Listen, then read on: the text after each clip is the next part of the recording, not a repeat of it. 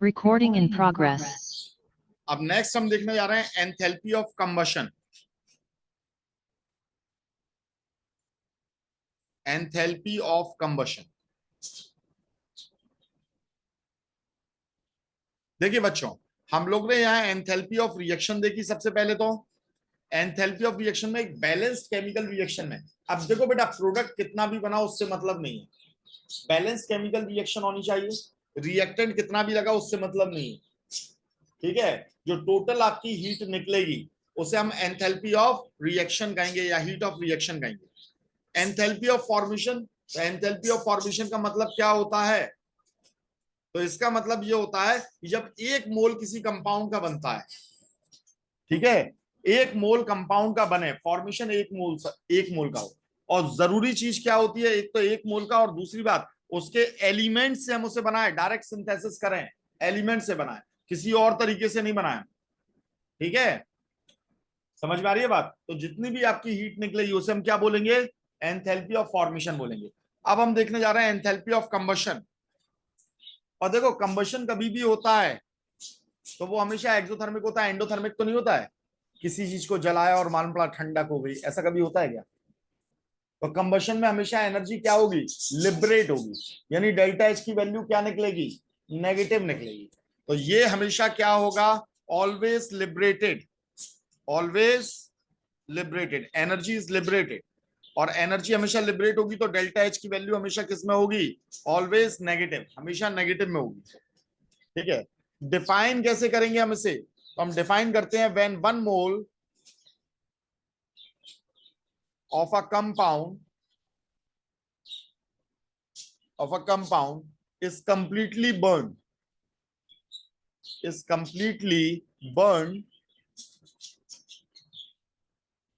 in excess of air। Air की कमी नहीं होनी चाहिए, नहीं तो वो पूरा नहीं जलेगा, ठीक है। Of air at constant temperature and pressure, constant temperature और प्रेशर पर, ठीक है। तो जितनी भी हीट निकलती है उसे हम क्या कहते हैं? एंथैल्पी ऑफ कंबशन कहते हैं। शिफत, फॉर्मेशन में क्या होता था?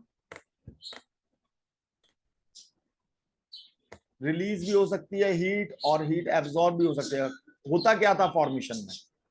एक मोल बनना चाहिए, एक मोल बनना चाहिए उसके कॉन्स्टिट्यूएंट पार्टिकल से। बहुत अच्छे से याद रखो, कंबशन में एक मोल जलेगा। जो भी कंपाउंड है, जैसे हमने ये ले लिया CH4, तो हमें इसका एक ही मोल लेना है और हम इसे जलाएंगे। और जलाने के लिए क्या चाहिए बच्चों? ऑक्सीजन। अब हमने इसे कंप्लीटली जलाया, इसे एक्सेस में रखना है एक मोल को। तो जब हम किसी भी ऑर्गेनिक कंपाउंड को जलाते हैं तो सारे के सारे कार्बन किस में कन्वर्ट होते हैं? कार्बन डाइऑक्साइड में। और सारे के सारे हाइड्रोजन किस में कन्वर्ट होता है? वाटर में, H2O में। अब इसका एक ही मोल लेना है, बहुत अच्छे से याद रखिएगा। ये कौन सी फॉर्म में होती है? गैसियस फॉर्म में होती है, मीथेन। तो एक कार्बन के साथ 2 ऑक्सीजन लगेंगी, और यहां हाइड्रोजन कितने हैं? 4। तो यहां पर ये 2 लग गया। टोटल ऑक्सीजन कितनी हो गई? 4 हो गई ना। 2 ये हैं और 2 ये हो गई हैं, 4। तो इसके आगे क्या लगा दोगे? 2। तो देखो ये 4 हो गई कि नहीं? तो यहां पर आपका बहुत अच्छे से याद रखना है, इसका आपका एक ही मोल होना चाहिए बेटा, ये एक मोल से ऊपर नहीं हो। ऑक्सीजन कितनी भी हो, प्रोडक्ट कितना भी बने, उससे मतलब नहीं। हम जिसे जला रहे हैं उसका एक मोल होना चाहिए। उसका क्या होना चाहिए? एक मोल होना चाहिए। अब यहां से जो भी हीट निकलेगी उस हीट को आप क्या बोलोगे? Enthalpy of combustion. चाहो तो C से दिखा दो, चाहे तो नॉर्मली। और ये हमेशा किस में होती है? नेगेटिव में होती है। यूनिट क्या हो जाएगी बेटा? किलोजूल पर मोल। एक मोल जलाने पर कितनी किलोजूल निकल रही है एंथैल्पी, ठीक है। दूसरा एग्जाम्पल हमने ये ले लिया इथाइल अल्कोहल, इसका निकालना है हमें। तो हम क्या कर देंगे? यही ऑक्सीजन यहां लगाया, सारी कार्बन को किसमें कन्वर्ट करना है? Carbon dioxide. सारे हाइड्रोजन को किसमें कन्वर्ट करना है? वाटर में। बेटा लिखना बाद में, देख लो पहले। अब देखना है यहां पर कितने कार्बन है बेटा? 2 कार्बन है।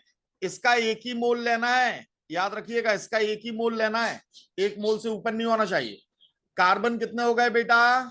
2 हो गए, तो आप कितना लगाओगे? 2। हाइड्रोजन कितने हैं बेटा इथाइल अल्कोहल में? 6। 5 नहीं, 6 कितने हैं? तो यहां पर कितना लगा दिया? 3 दूनी 6। ऑक्सीजन कितने हो गए बेटा? 4। 4 और 3 7। अब यहां 2 है तो 7 का आधा कितना हो जाता है? 3.5, यानी 3.5 कितना हो जाता है? 3.5 हो जाता है। क्या हो गया? हाँ, तो यानी ये कितनी हो जाएगी? 3 1/2 O2। कोई प्रॉब्लम इसमें? सही हो जाएगी कि नहीं? गलत हो जाएगा ये। गलत इसलिए हो जाएगा, जरा इस चीज को देखिए, यहां पर तो आपकी 7 ऑक्सीजन है, आपने गिन ली, और यहां आप देख रहे हो एक ऑक्सीजन इसके साथ है कि नहीं है, तो हमें कितने की और जरूरत है? 6 की और जरूरत है, और 6 की जरूरत है तो 3 लगाना है, तो आंख खोलकर रिएक्शन देखनी है। समझ में आ गई बात? तो 3O2 हुआ। चलिए जरा इसका खुद लिखकर दिखाइए जरा। CH3COOH, इसका जरा करके दिखाइए।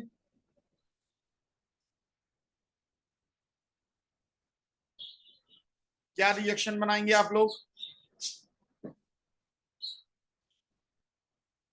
ये कौन सी फॉर्म में? लिक्विड फॉर्म में रहेगा। ऑक्सीजन हमेशा कौन सी फॉर्म में रहेगी? गैसियस फॉर्म में। राजुल बना? हमने से जलाया, सारी कार्बन किस में कन्वर्ट हुई? कार्बन डाइऑक्साइड में। सारा हाइड्रोजन किस में कन्वर्ट हुआ? H2O में। कार्बन कितने हैं? 2 हैं, तो क्या लगाओगे? 2। हाइड्रोजन कितने हैं? 4 हैं, तो क्या लगाओगे? 2। ऑक्सीजन कितनी हो गई? 4 हो गई ऑक्सीजन। प्रोडक्ट साइड में गिनो कितनी ऑक्सीजन हो गई? 4 तो ये है, और 2 ये है, 6। तो 2 ऑक्सीजन तो ऑलरेडी यहाँ अवेलेबल है। अब कितनी और चाहिए? 4 और चाहिए, तो इसके आगे बस क्या लगा दीजिए? 2 लगा दीजिए, और इनकी स्टेट जरूर लिख दीजिए, गैसियस। कार्बन डाइऑक्साइड गैसियस, और H2O क्या हो जाएगा? लिक्विड फॉर्म में। किसमें होना चाहिए? लिक्विड फॉर्म में होना चाहिए। अब जितनी भी हीट निकली है तो वही आपकी एंथैल्पी ऑफ कंबशन कहलाएगी। क्या ये बात समझ में आ गई है? ठीक। अब हम देखने जा रहे हैं एंथैल्पी ऑफ न्यूट्रलाइजेशन।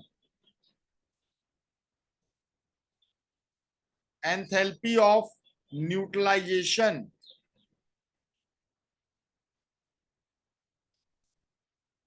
ठीक है, न्यूट्रलाइजेशन प्रोसेस का मतलब क्या होता है बेटा? पलक, कल्पना, श्रद्धा।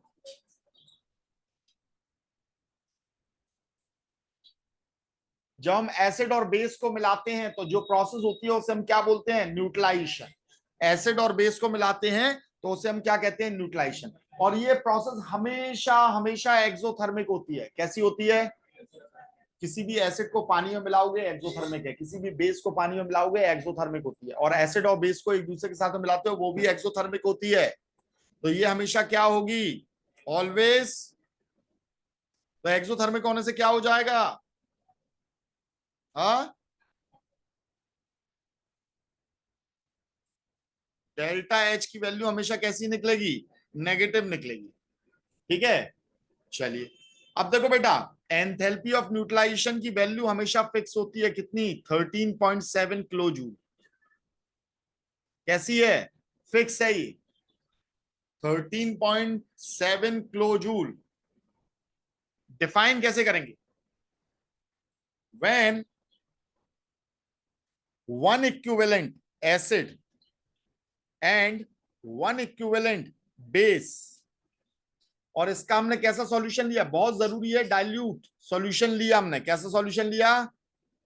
Dilute solution. डाइल्यूट सॉल्यूशन क्यों बेटा?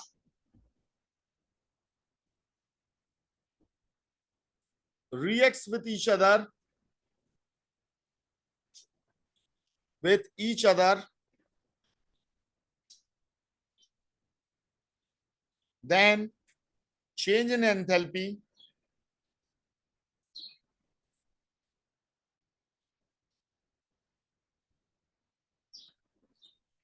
हाँ क्या है, किधर है, इक्विवेलेंस है बेटा, equivalence. then change in enthalpy is known as enthalpy of neutralization.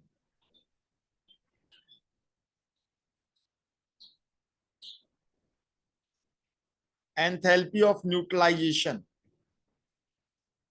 देखो बेटा, मैंने कंसंट्रेशन टॉपिक पढ़ाया था, उसमें नॉर्मेलिटी पढ़ाई थी। नॉर्मेलिटी में EQ होता था इक्विवेलेंस। इक्विवेलेंस मतलब नंबर ऑफ इक्विवेलेंट वेट।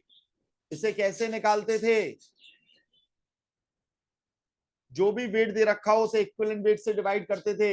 याद आया, ये इक्विवेलेंस होते हैं और इक्विवेलेंस बहुत इंपॉर्टेंट फिनोमेना होती है।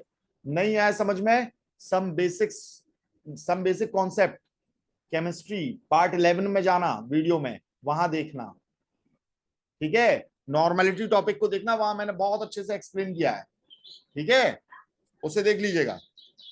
अब देखो बेटा, हमने यहां पर डाइल्यूट सॉल्यूशन ही क्यों लिया, ये बहुत जरूरी है। ये क्यों लिया, ये हमने इसलिए लिया क्योंकि एसिड को जब पानी में मिलाओगे तो क्या होगा, हीट निकलेगी। बेस को पानी में मिलाओगे, हीट निकलेगी। हमें निकालनी है कि एक इक्विवेलेंस एसिड एक इक्विवेलेंस बेस को जब न्यूट्रल करता है तो कितनी हीट निकलती है, हमें सिर्फ उसकी हीट निकालनी है। और अगर आपने प्रॉपर डाइल्यूट सॉल्यूशन नहीं लिया तो क्या होगा, इस रिएक्शन के दौरान भी पानी बनेगा और उस पानी में जो बचा हुआ एसिड है अगर वह उसके अंदर गिरेगा तो कुछ एक्स्ट्रा हीट भी निकलेगी कि नहीं, और वो हीट डिसोल्यूशन की हीट कहलाएगी। तो हम जो हीट नापेंगे वो गलत निकल आएगी। हमें तो क्योंकि न्यूट्रलाइजेशन की हीट निकालनी है ना, हमें किसकी हीट निकालनी है, न्यूट्रलाइजेशन की। हम तो ये चाहते हैं कि न्यूट्रलाइजेशन की हीट निकले बेटा, ठीक है। और न्यूट्रलाइजेशन की जो हीट होती है उसमें कोई और हीट नहीं आनी चाहिए। वो मालूम पड़ा आपने पूरा डाइल्यूट नहीं किया इसे, और जब आपने पूरा डाइल्यूट नहीं किया तो जैसे ही इस रिएक्शन को कराओगे इसमें पानी बनेगा तो बाकी का एसिड जो बचा हुआ है वो उसमें आपका डिसॉल्व होगा, तो वो एक्स्ट्रा हीट निकाल देगा। और हर बार अलग अलग एक्स्ट्रा हीट निकलेगी, तो हर बार आपकी वैल्यू अलग अलग निकल कर आएगी कि नहीं आएगी। तो हमें ये चाहिए, हमें तो क्या चाहिए, सिर्फ न्यूट्रलाइजेशन की हीट चाहिए कि न्यूट्रलाइजेशन करने में जितनी हीट निकले, ठीक है। और ये फिक्स होती है। देखो भाई कैसे, जरा समझना। हमने एक स्ट्रॉन्ग एसिड लिया, क्या लिया, स्ट्रॉन्ग एसिड, और पहले हमने इसे पानी में मिला लिया। पहले हमने बेहतरीन तरीके से इसे पानी में मिला लिया, जितना पानी में मिला सकते थे हमने मिलाया। पानी में मिलाने पर हीट निकलती है, थोड़ा और पानी मिलाया हीट निकलती है, थोड़ा और पानी मिलाया हीट निकलती है। एक टाइम वो आएगा कि पानी मिलाओगे तो अब हीट नहीं निकलेगी। तो जितनी हीट निकलनी थी डिसोल्यूशन की उतनी हीट निकल गई है, जितनी हीट निकलनी थी उतनी निकल गई है। पर इसका ये मतलब नहीं है कि शुरू में ही आप मालूम पड़ा एक मटका भर के पानी डाल दिया, ये नहीं, लिमिटेड पानी डालना, जितनी हीट आपकी निकलनी थी वो निकल गई। अब आपका ये डाइल्यूट सॉल्यूशन तैयार हो गया। बिल्कुल बेस को भी हमने ऐसे ही डाइल्यूट सॉल्यूशन में बनाया, वैसे ही बनाया हमने। तो हमने एक स्ट्रॉन्ग एसिड लिया और एक स्ट्रॉन्ग बेस लिया। अच्छा, स्ट्रॉन्ग एसिड और स्ट्रॉन्ग बेस जानते हो ना, नहीं जानते हो? देखो बेटा, एसिड का कंसंट्रेशन अलग होता है और उसकी स्ट्रेंथ अलग होती है। स्ट्रॉन्ग एसिड में पानी मिला दोगे तो वो वीक एसिड नहीं बन जाएगा, वो डाइल्यूट एसिड हो जाएगा। एक स्ट्रॉन्ग एसिड ही होता है, उससे कोई मतलब नहीं होता आपने कितना पानी मिलाया, उसकी स्ट्रेंथ पर फर्क नहीं पड़ता है। एक स्ट्रॉन्ग एसिड ही रहेगा चाहे जितना पानी मिला दो, एक वीक एसिड ही रहेगा, ठीक है। तो पानी मिलाने पर क्या होता है, डाइल्यूट हो जाता है वो। पानी निकालने पर क्या होता है, कंसंट्रेटेड हो जाता है वो, ठीक है। स्ट्रेंथ पर कोई फर्क नहीं पड़ता। और स्ट्रेंथ का मतलब ये होता है कि आपने 100 मॉलिक्यूल लिए तो 100 में से कितने मॉलिक्यूल्स टूट रहे हैं, किसमें, अपने आयंस में। कोई भी एसिड H+ देता है ना, तो आपने 100 मॉलिक्यूल लिए तो उसमें से कितने आयंस टूट रहे हैं, वो स्ट्रेंथ होती है।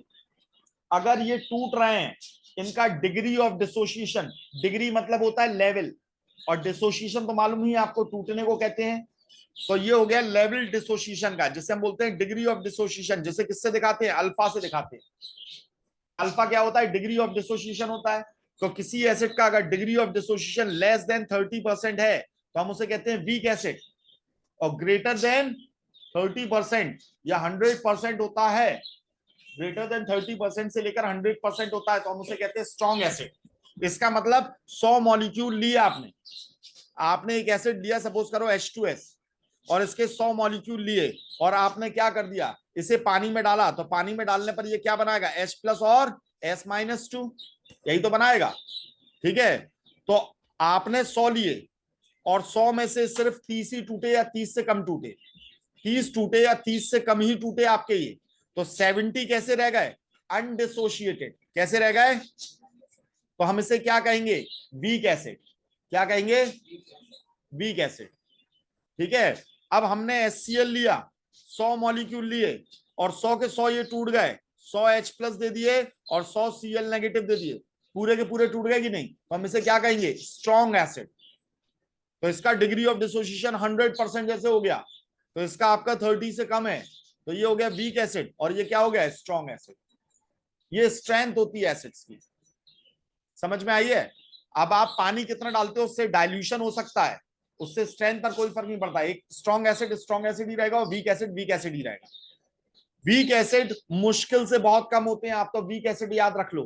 कौन कौन से होते हैं, एक होता है HF, ठीक है, दूसरा होता है H2S, तीसरा होता है H2CO3, फिर कौन सा होता है H2SO3, ठीक है, फिर कौन सा होता है N3H जिसे हम बोलते हैं हाइड्राजोइक एसिड, और कौन सा होता है RCOH। इसमें क्या आ जाते हैं, ऑल ऑर्गेनिक एसिड, जितने भी ऑर्गेनिक एसिड हैं वो सब अपने आप में वीक एसिड होते हैं। All organic acid, citric acid, malic acid, lactic acid, acetic acid, formic acid, जितने भी हैं, ठीक है, तो ये सारे के सारे क्या हो जाएंगे, ये वीक एसिड हो जाएंगे। इसके अलावा जितने भी होते हैं वो सब क्या होते हैं बेटा, स्ट्रॉन्ग एसिड होते हैं। समझ में आ गई बात। आप ये 6 याद रख लो। N3H जानते हैं किसे कहते हैं, ये होता है हाइड्राजोइक एसिड। क्या होता है, हाइड्राजोइक एसिड होता है, ठीक है।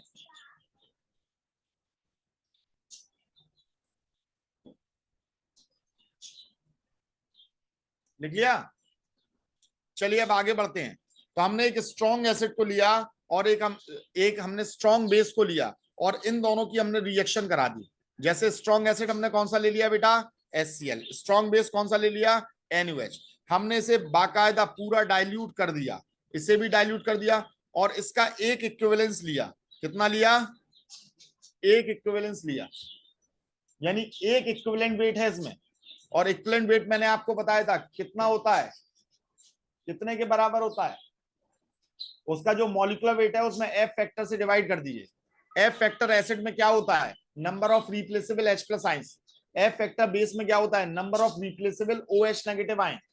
तो दोनों में एक ही एक है, तो यानी जो इसका मॉलिक्यूलर वेट होगा वही इसका इक्विवेलेंट वेट होगा। तो हम इसका कितना ले लें, हम उतना एसिड ले लें, उतना एसिड का ml ले लें जितने में 36.5 ग्राम या 1 मोल HCl मौजूद हो, यानी 1 मोलर सॉल्यूशन ले लें, और NaOH का भी 1 मोलर सॉल्यूशन ले लें। समझ में आ गई बात। और इसको हमने लेकर क्या किया, हमने रिएक्ट कराया, तो रिएक्ट कराने पर क्या बनेगा, NaCl और क्या बनेगा, H2O बनेगा। ये एक्वस बना, ये लिक्विड बना। अब यहां पर जितनी भी हीट लिबरेट होगी उसी को हम एंथैल्पी ऑफ न्यूट्रलाइजेशन कहेंगे, और ये हमेशा किसमें होगी, माइनस में। और इसकी वैल्यू कितनी होगी, फिक्स है 13.7 किलो जूल, ठीक है। किलो जूल अकेला इतना नहीं लिखेंगे, यहाँ पर मोल या पर इक्विवेलेंस नहीं लगाएंगे, क्योंकि हम एक इक्विवेलेंस का तो कर ही रहे हैं, करा ही रहे हैं रिएक्शन। क्लियर है बेटा।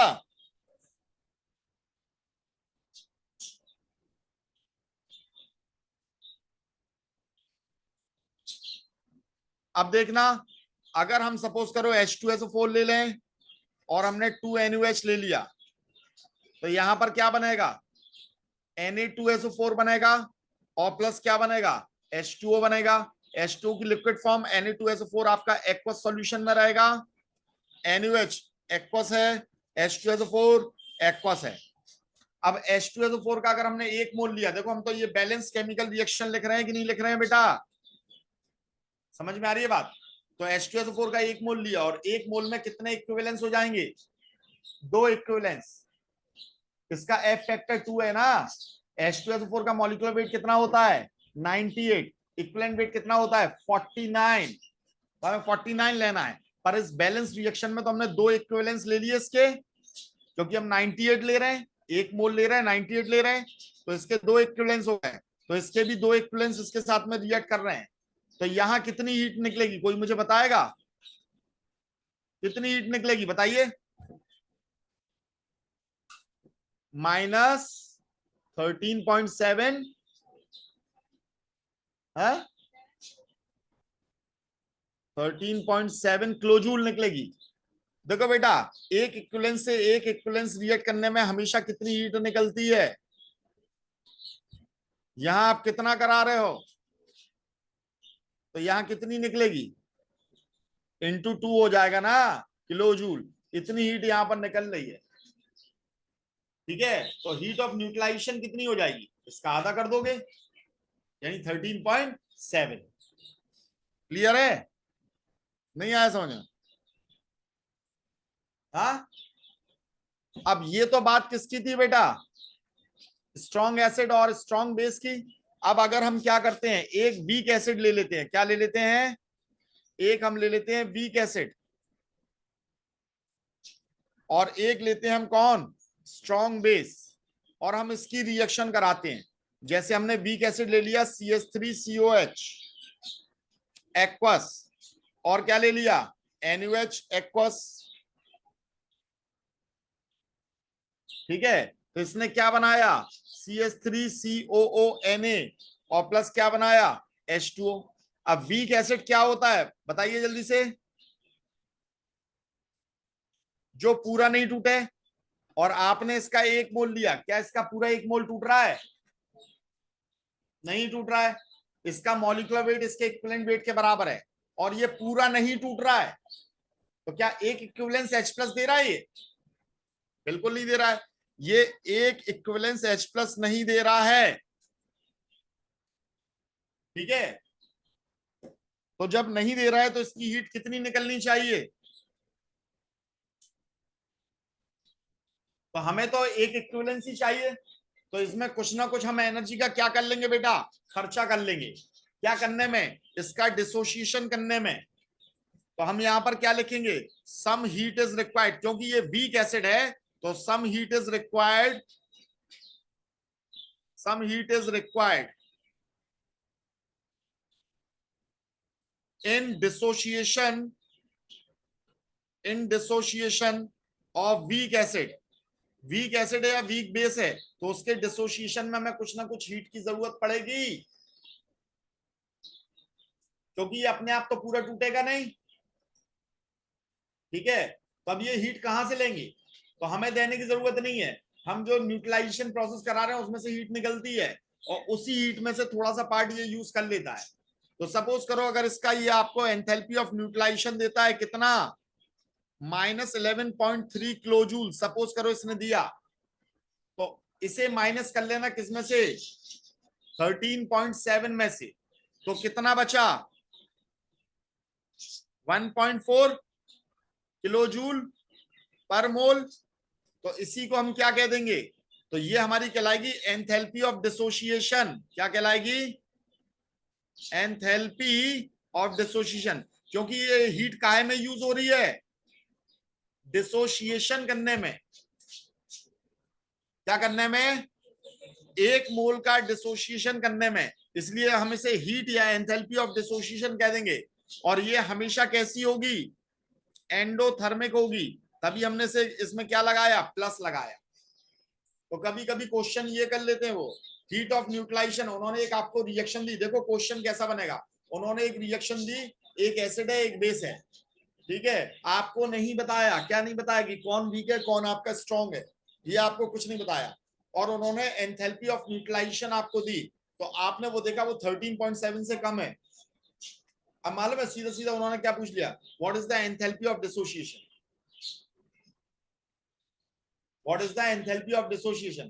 तो आपको क्या करना है, 13.7 में से माइनस कर देना है इसे, ठीक है, बात समझ आई है। या इसका उल्टा भी कर सकते हैं वो, कभी कभी वो आपको एंथैल्पी ऑफ डिसोसिएशन दे दें, जिसकी एंथैल्पी ऑफ डिसोसिएशन इतनी है, तो बताइए वो पूछेंगे एंथैल्पी ऑफ न्यूट्रलाइजेशन कितनी होगी, एंथैल्पी ऑफ न्यूट्रलाइजेशन कितनी होगी, तो वही आप क्या कर लोगे, माइनस कर दोगे तो 11.3 निकलेगी, ठीक है। समझ में आ गई बात कि नहीं आई है। तो इस तरीके से इसके क्वेश्चंस को सॉल्व किया जाता है, ठीक है।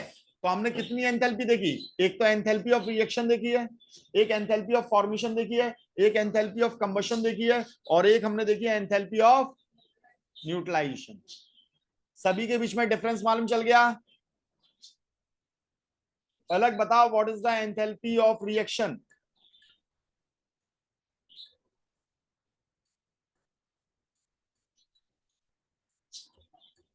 शर्मा जी, ए भगवान, शर्मा जी,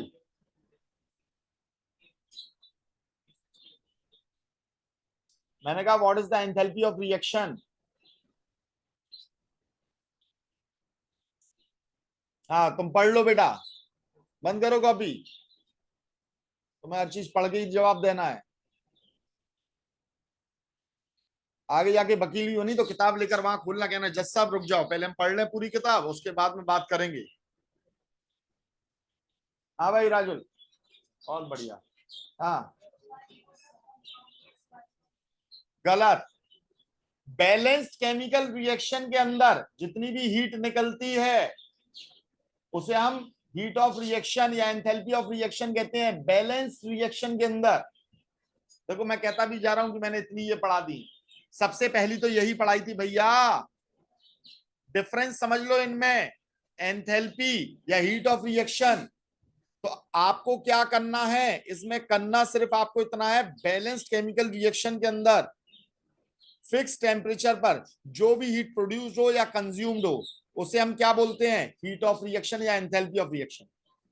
एंथैल्पी ऑफ फॉर्मेशन में क्या होता है, एक मोल कंपाउंड बनना चाहिए, किससे, कॉन्स्टिट्यूएंट पार्टिकल से।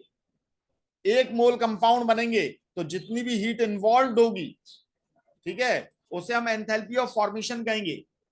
अब हम एंथैल्पी बोल रहे हैं तो बनी बात है कांस्टेंट प्रेशर तो रहेगा ही रहेगा, तो वो तो जरूर लगा दिया करो, ठीक है, कांस्टेंट टेम्परेचर भी लगा दिया करो। एंथैल्पी ऑफ कंबशन, एक मोल कंपाउंड जलाओगे जब आप, ठीक है, एक मोल कंपाउंड जब आप जलाओगे, है ना, कंबशन करोगे एक्सेस ऑफ एयर में, तो जो भी एंथैल्पी निकलेगी उसे हम क्या बोलेंगे, एंथैल्पी ऑफ कंबशन। क्या बोलेंगे, कांस्टेंट टेम्परेचर और प्रेशर पर, एंथैल्पी बोल रहे हैं तो कांस्टेंट प्रेशर तो हो गई। अब देखो बेटा, कांस्टेंट टेम्परेचर हमने क्यों कह दिया, जब आपने इसे जलाया तो बनी बात है H2O लिक्विड में तो बनेगा नहीं, जहां आग लगी है वहीं पर लिक्विड भी बन रहा, ये तो कोई बात होगी नहीं। वो कौन से में बन रहा होगा, वो स्टीम स्टेट में बन रहा होगा, फिर वो ठंडा होगा, और ये ओपन वेसल में नहीं करना मेहरबानी करके, ये सब क्लोज्ड वेसल के अंदर होगा, ये जितनी भी चीजें होंगी क्लोज्ड वेसल के अंदर होंगी, और ये H2O लिक्विड बन जाएगा, तो ये अपने अंदर से क्या कर देगा, हीट को रिलीज कर देगा, तो वो हीट भी यहां पर ऐड होगी, उसी को आप एंथैल्पी ऑफ कंबशन कहोगे, ठीक है, क्या कहोगे, enthalpy of combustion. Enthalpy of neutralization में जब एक एक इक्विवेलेंस लेते हैं हम एसिड और बेस का, उन्हें एक दूसरे से न्यूट्रल कराते हैं, और इसके लिए इन दोनों को कैसा होना चाहिए, डाइल्यूट होना चाहिए, डाइल्यूट सॉल्यूशन, इनकी हीट निकल चुकी हो डिसोल्यूशन वाली, तो हम उसे बोलते हैं एंथैल्पी ऑफ न्यूट्रलाइजेशन। यूनिट्स भी याद रखना, कंबशन में किलोजूल पर मोल, फॉर्मेशन में किलोजूल पर मोल, हीट ऑफ रिएक्शन में पर मोल वगैरह यूज नहीं करना, किलोजूल, और इसमें न्यूट्रलाइजेशन में किलोजूल, ठीक है, समझ में आई ये बात। और अगर एक भी अगर आपको वीक दे रखा है तो आपको क्या करना है बेटा, तो आपको यहां से एंथैल्पी ऑफ डिसोसिएशन भी मालूम चल जाएगी। तो be specific with your wordings, आप क्या कह रहे हो, आपसे क्या पूछा गया है, आपको किस बात का जवाब देना है, ये आपको पूरा मालूम होना चाहिए। मेन कीवर्ड्स मैंने यहां पर आपको बता दिए हैं। समझ में आई है बात, नहीं आई है? ठीक है।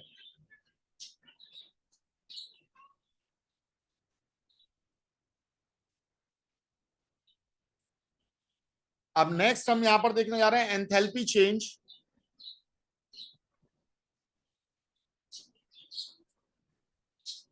इन सम फिजिकल प्रोसेसेस।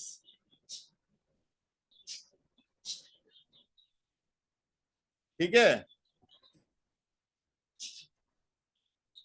देखो बेटा, जैसे हमने ये H2O लिया और ये आपका कौन से फॉर्म में है, अगर आपका ये सॉलिड फॉर्म में है यानी आइस है, और इसे हम H2O लिक्विड में कन्वर्ट करें,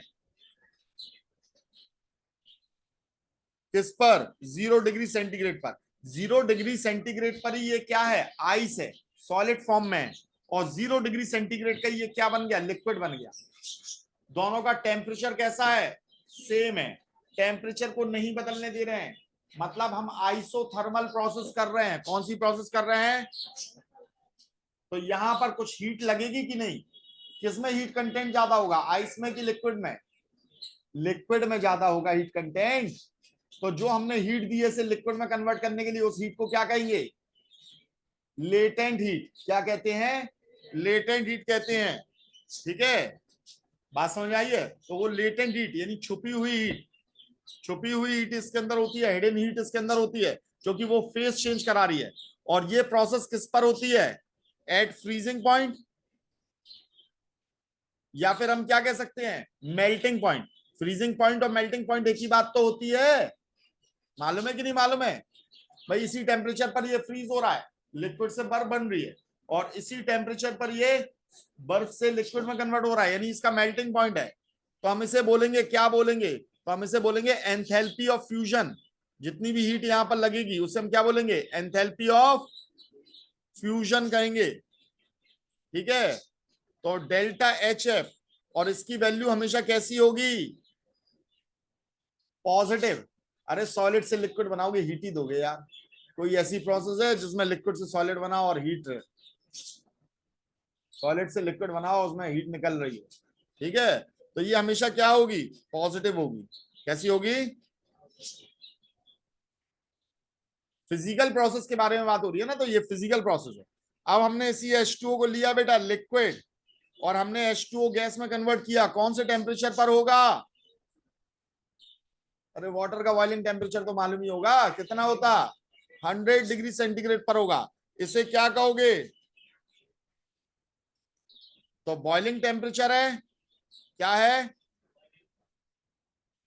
एट बॉइलिंग टेम्परेचर। तो इसे हम क्या कहेंगे? Enthalpy of vaporisation.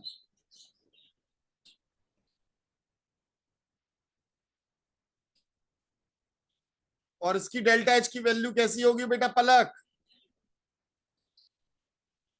हाँ हाँ, वेरी गुड बेटा, नेगेटिव, शाबाश। यानी यहां पर अगर एक लिक्विड को अपन गैस में कन्वर्ट करते हैं तो वो हीट निकालता है ना? गर्म करते हैं अपन, पानी को गर्म करेंगे तो उसमें से गैस नहीं निकलती ऊपर, हीट निकल ली है ना?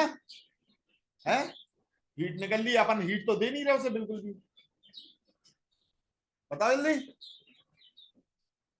अपन हीट देते हैं ना उसे बेटा, गर्म तो अपन कर रहे हैं ना, अपन हीट दे रहे हैं ना। और अगर अपन हीट दे रहे हैं तो कैसी हो जाएगी? पॉजिटिव हो जाएगी। कैसी हो जाएगी? पॉजिटिव हो जाएगी। ठीक है। क्या हो गया? सिद्धार्थ कर रहा क्या? समझ में नहीं आ रहा क्या? फिर, और ये हमेशा किसके लिए होगी? एक मोल के लिए। किसके लिए होगी? एक मोल के लिए होगी। यूनिट में क्या लिखोगे? किलो जूल एक मोल पर मोल। एक मोल क्यों लिख दिया भाई? पर मोल। ये भी कैसी हो जाएगी बेटा? किलो जूल पर मोल हो जाएगी। ठीक है। टेम्परेचर लेकिन बॉइलिंग पॉइंट के अलावा कोई और नहीं होना चाहिए बच्चे, याद रखना। ठीक है।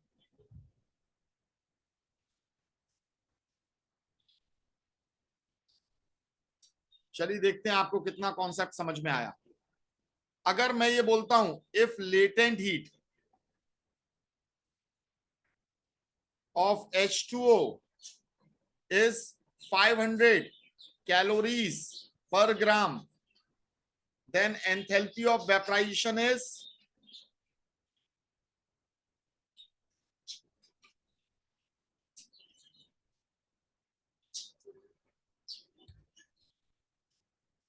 कितनी हो जाएगी बताइए,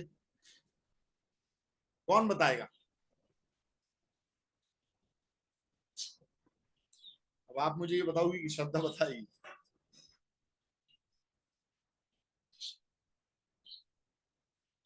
हाँ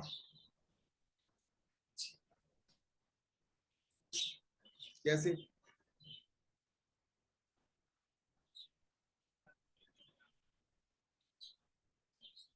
कितना है ग्राम में? हाँ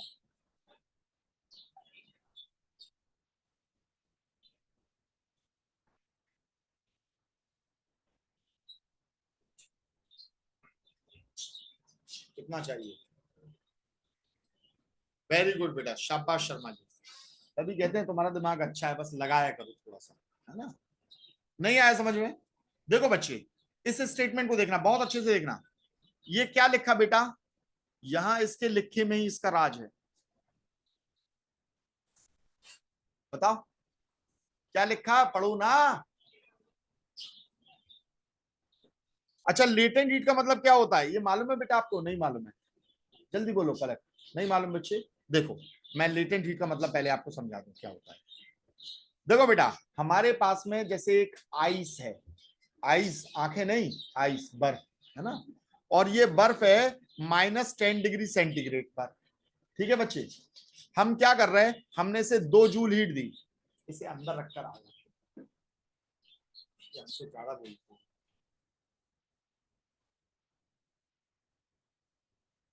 2 जूल हमने हीट दी इसे, क्या हो गया बताओ? हमने 2 जूल हीट दी तो ये कितने पर आ जाएगा? -9 डिग्री सेंटीग्रेड पर। फिर हमने इसमें 2 जूल हीट दी बेटा, ये कितने पर आ जाएगा? -8 डिग्री सेंटीग्रेड टेम्परेचर। सपोज करो हर 2 जूल हीट पर 1 डिग्री सेंटीग्रेड टेम्परेचर बढ़ता है। अच्छा मुझे ये बताओ, ये जो हम हीट दे रहे हैं पलक, ये जो बेटा हम हीट दे रहे हैं, ये हीट क्या कर रही है? टेम्परेचर को इंक्रीज कर रही है। तो ये हीट हमें दिख रही है कि नहीं दिख रही है? ये हीट हमें नहीं दिखती है, इसका इफेक्ट दिखता है। क्या इफेक्ट दिखता है? कि ये टेम्परेचर को राइज कर रही है बेटा। क्या कर रही है? हम इसे 2 जूल 2 जूल 2 जूल हीट देते गए देते गए देते गए, और ये आ गई 0 डिग्री सेंटीग्रेड पर। अब हमने से क्या किया, तो अभी तक ये हीट दिख रही थी, हमने फिर से इसे 2 जूल हीट दी, क्या हो जाएगा पलक? 1 डिग्री सेंटीग्रेड पर आ जाएगा ये। 1 डिग्री तो बढ़ जाएगा। नहीं, अभी भी हम 2 जूल हीट दे रहे हैं, कुछ नहीं हो रहा। फिर 2 जूल हीट दी, कुछ नहीं हो रहा। फिर 2 जूल हीट दी, कुछ नहीं हो रहा, कुछ नहीं हो रहा। तो ये हीट अपना इफेक्ट नहीं दिखा रही है ना। ये हीट क्या कर रही है? ये हीट अब टेम्परेचर नहीं बढ़ाएगी, ये क्या करेगी? फेज चेंज करेगी। क्या करेगी? फेज चेंज करेगी, ये फेज बदल देगी। यानी ये जो सॉलिड है, इस सॉलिड से 0 डिग्री सेंटीग्रेड टेम्परेचर का ये क्या बना देगी? लिक्विड।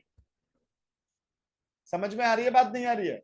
जब तक एक भी बर्फ का टुकड़ा बाकी रहेगा, बाकी बचा हुआ पानी अपने टेम्परेचर को नहीं बढ़ा पाएगा।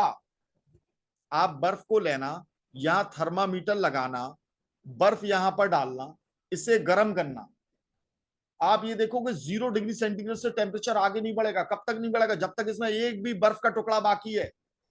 एक्चुअल में ये बाकी का पानी बन चुका है, और ये अपने टेम्परेचर बढ़ाने की कोशिश करेगा, तो बर्फ कहेगा अभी नहीं, पहले हमें भी पिघल जाने दो, हमें पूरा का पूरा किसमें कन्वर्ट हो जाने दो? लिक्विड में। तो जब ये पूरा का पूरा लिक्विड में कन्वर्ट हो जाएगा इस हीट को विड्रॉल करके, तब आपका इसका टेम्परेचर बढ़ेगा, वरना टेम्परेचर नहीं बढ़ेगा। ठीक है, तो ये पूरी की पूरी हीट कहां यूज हो रही है? फेज चेंज करने में। तो इसका मतलब अब क्या इसका इफेक्ट दिखाई दे रहा? अभी तक तो इफेक्ट दिखाई दे रहा था, अब इफेक्ट नहीं दिखाई दे रहा।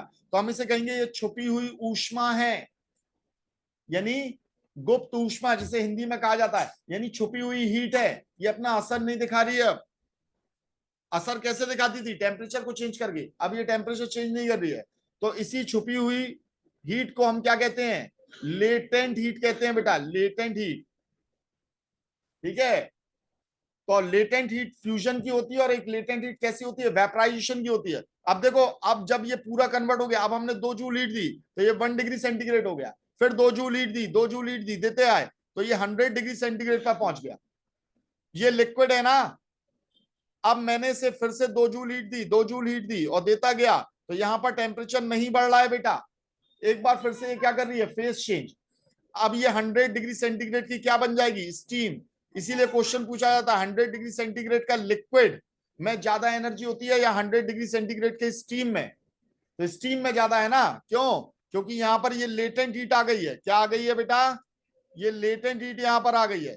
इसे हम क्या कहेंगे? Latent heat of vaporization, latent heat of vaporization कहेंगे। ये लेटेंट हीट ऑफ फ्यूजन थी। समझ में आ गई बात बेटा, नहीं आई है? क्लियर है?